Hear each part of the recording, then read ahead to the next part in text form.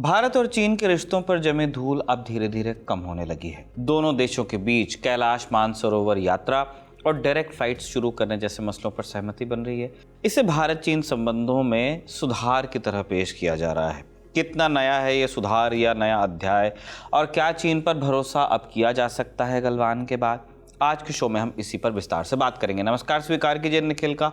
आप खबर गांव का डेली इंटरनेशनल बुलेटिन राजदूत देख रहे हैं।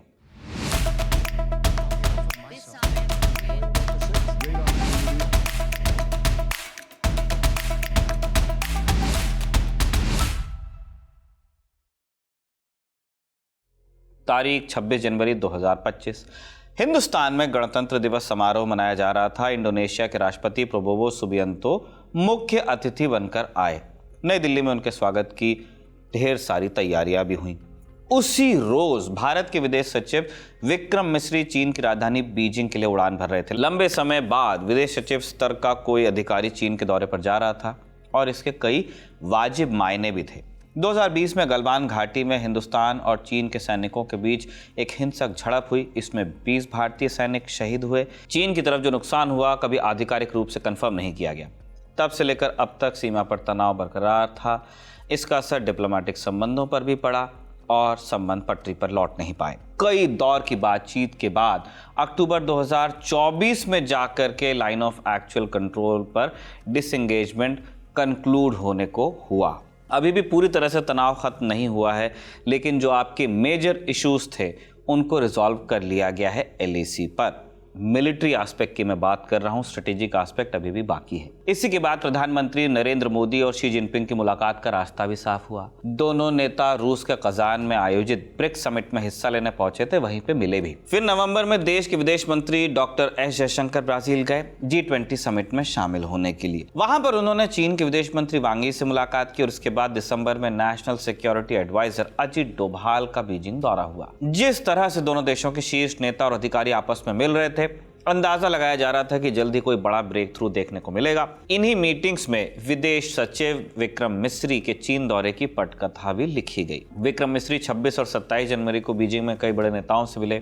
विदेश मंत्री वांग यी और उप विदेश मंत्री सून वेडोंग के साथ हुई मीटिंग सबसे बड़ा हाईलाइट था। वेडोंग 2019 से 2022 के बीच हिंदुस्तान में चीन के राजदूत के तौर पर पदस्थ रह चुके हैं। इन्हीं मीटिंग्स में कैलाश मानसरोवर यात्रा, डायरेक्ट फ्लाइट्स और नदियों के डेटा को शेयर करने जैसे विषयों पर बात हुई। 27 जनवरी को विदेश मंत्रालय ने अपने ऑफिशियल स्टेटमेंट में कहा कि दोनों पक्षों ने 2025 की गर्मियों में कैलाश मानसरोवर यात्रा को शुरू करने का फैसला किया है। इसे लागू करने के लिए जरूरी मैकेनिज्म पर बहुत जल्दी बातचीत हो जाएगी। कैलाश मानसरोवर यात्रा 2020 से ठप पड़ी है, पहले कोरोना महामारी की वजह से, और फिर जब महामारी खत्म हो गई, गलवान संघर्ष ने दोनों देशों के रिश्तों में खटास पैदा कर दी और इसके चलते यात्रा दोबारा शुरू नहीं हो पाई। कैलाश मानसरोवर का हिंदू आस्था में एक बड़ा स्थान है, तीर्थ स्थल है, लेकिन वहां जाने के लिए भारतीयों को चीन की सीमा में प्रवेश करना पड़ता है। चीन जब चाहे तब भारतीय तीर्थयात्रियों का रास्ता रोकता है, परमिट्स को कैंसिल कर देता है। विदेश मंत्रालय के स्टेटमेंट में दूसरा बिंदु था एक से दूसरे देश में बहने वाली नदियों का डेटा शेयर करना। इसके लिए एक्सपर्ट लेवल की बातचीत जल्द शुरू हो जाएगी। चीन ने तिब्बत में ब्रह्मपुत्र नदी पर दुनिया का सबसे बड़ा बांध बनाने की योजना बनाई है। आशंका है कि इसका असर हिंदुस्तान में ब्रह्मपुत्र के बहाव पर पड़ सकता है। चीन का कहना है कि ये आशंकाएं गलत हैं, बांध से नदी के फ्लो पर कोई असर नहीं पड़ेगा। लेकिन इस डैम की जानकारी भारत को मीडिया रिपोर्ट से मिली।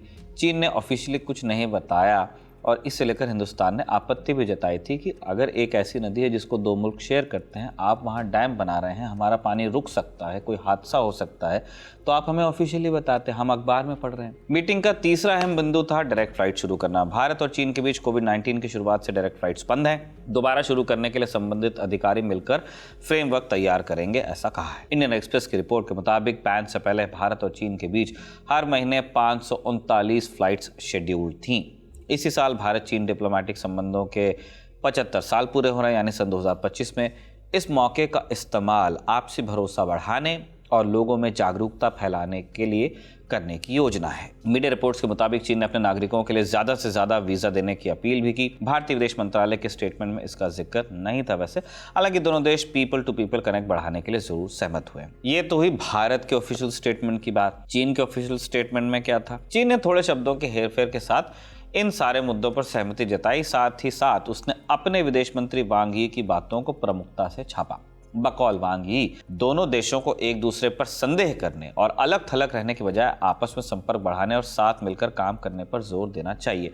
ये संदेह वाली बात इसलिए क्योंकि हिंदुस्तान में बार बार ये कहा गया कि चीन पर अब भरोसा नहीं किया जा सकता, क्योंकि पहले बात करते हैं, उसके बाद फसाद करते हैं और फिर कहते हैं कि बात कीजिए, भरोसा कीजिए। जानकारों की माने तो ये बयान क्वाड को ध्यान में रखकर दिया गया। 21 जनवरी को विदेश मंत्री डॉक्टर एस जयशंकर ने अमेरिका में क्वाड देशों के विदेश मंत्रियों के साथ मीटिंग भी कर ली। इस साल क्वाड लीडर्स समिट की मेजबानी भी हिंदुस्तान को करनी है, जिसमें यूएस के राष्ट्रपति डोनाल्ड ट्रंप के शामिल होने की संभावना है। क्वाड में हिंदुस्तान, अमेरिका, जापान और ऑस्ट्रेलिया हैं। फिलहाल चीन इसे लेकर सशंकित रहता है। उसका कहना है कि ये एशियाई नेटो है, इससे इंडो पैसिफिक में अशांति फैल सकती है, मिलिटराइज हो जाएगा इलाका। इन सब के अलावा विक्रम मिस्री के दौरे में एक और जरूरी मुद्दा उठा, द्विपक्षीय व्यापार का। भारत ने अपने स्टेटमेंट में लिखा कि ट्रेड से जुड़े मुद्दों पर बात हुई, लेकिन चीन ने अपने बयान में इसका कोई जिक्र नहीं किया। डिप्लोमेटिक रिश्तों में तनाव के बावजूद दोनों देशों के बीच भरपूर व्यापार हुआ है। 2024 में चीन भारत का सबसे बड़ा ट्रेड पार्टनर बना, लेकिन ये पार्टनरशिप एक तरफा ज्यादा है।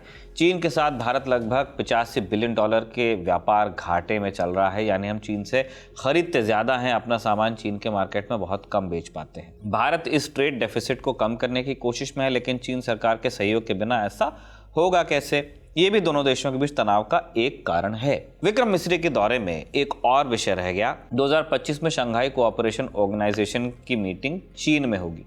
चीन चाहता है कि इसमें प्रधानमंत्री नरेंद्र मोदी शामिल हो, लेकिन भारत के स्टेटमेंट में इसका जिक्र नहीं था। जानकारों का आकलन है कि चीन के साथ बातचीत की पहल सकारात्मक दिशा में बढ़ रही है, लेकिन भारत को सतर्क रहने की जरूरत है। दूसरी बात, अमेरिका में डोनाल्ड ट्रंप की वापसी के बाद दोनों देशों को एक दूसरे की जरूरत भी बढ़ गई है। ट्रंप ने चीन और भारत के प्रोडक्ट्स पर टैरिफ लगाने की चेतावनी दी है और इसके चलते ट्रेड वॉर का डर है। उस स्थिति में भारत और चीन एक दूसरे को संभाल सकते हैं। ओवरऑल भारत चीन के रिश्तों में 3 विषय सबसे महत्वपूर्ण भूमिका निभाते हैं। पहला तो सीमा विवाद ही है, दूसरा है द्विपक्षीय व्यापार और फिर है पॉलिटिकल अलायंस। तीसरा, कब कौन किस पर भारी पड़ जाए ये दावे से कह पाना मुश्किल है, इसलिए भारत चीन संबंधों में बहुत बड़े बदलाव की उम्मीद करना बेमानी होगी। चीन का अध्याय यहीं तक। अब कुछ बोनस खबरें आपको बताएंगे। पहली खबर यूएस से है, 2 अपडेट्स हैं, एक कर आपको बता रहे हैं। पहला अपडेट एक हवाई हादसे से जुड़ा है। जब आप ये एपिसोड देख रहे हैं आप तक शायद खबर पहुंच ही गई होगी। 29 जनवरी की रात वॉशिंगटन में एक यात्री विमान आर्मी के एक हेलीकॉप्टर से टकरा गया। प्लेन में 64 जबकि हेलीकॉप्टर में 3 लोग सवार थे, 3 सोल्जर्स थे। टक्कर के बाद प्लेन नदी में गिर गया। बचाव और तलाशी अभियान जारी है। जिस वक्त हम ये वीडियो रिकॉर्ड कर रहे हैं 19 लोगों की जो देह है वो बरामद हो गई है। अभी तक एक भी जीवित शख्स को नहीं रेस्क्यू किया गया है। आशंका है कि हताहतों की संख्या और बढ़ सकती है। दूसरा अपडेट डोनाल्ड ट्रंप से जुड़ा है। जनवरी 2021 में कैपिटल हिल दंगों के बाद मेटा ने डोनाल्ड ट्रंप का फेसबुक और इंस्टाग्राम अकाउंट बंद कर दिया था। ट्रंप इसके खिलाफ कोर्ट चले गए थे, केस अभी भी चल रहा है। इस बीच ट्रंप दूसरी बार राष्ट्रपति बन गए। अब खबर आ रही है कि मेटा ने कोर्ट से बाहर समझौता कर लिया है। दूसरी खबर सीरिया से, बड़ी इंपॉर्टेंट है। सीरिया में ट्रांजिशनल सरकार की घोषणा कर दी गई है। ये स्थायी सरकार बनने तक सीरिया में कानून व्यवस्था चलाएगी। लोडेड टर्म होता है ट्रांजिशनल गवर्नमेंट। कई बार ट्रांजिशनल गवर्नमेंट्स आती हैं तो जाती भी नहीं। देखिए बांग्लादेश में क्या हो रहा है। एनीवेज, बशर अल असद के भागने के बाद से विद्रोही गुट अंतरिम सरकार चला ही रहे थे, तो अब उन्होंने सरकार को एक शक्ल भी दे दी है। अब इस ट्रांजिशनल सरकार में क्या देखने को मिलेगा? नंबर 1, अबू मोहम्मद अल गोलानी उर्फ अहमद अल शरा को राष्ट्रपति बना दिया गया है। उन्हीं के नेतृत्व में हयात तहरीर अल शाम HTS ने असद का तख्ता पलट किया था। तब से सीरिया की कमान HTS के पास थी। अल शरा डिफैक्टो लीडर थे।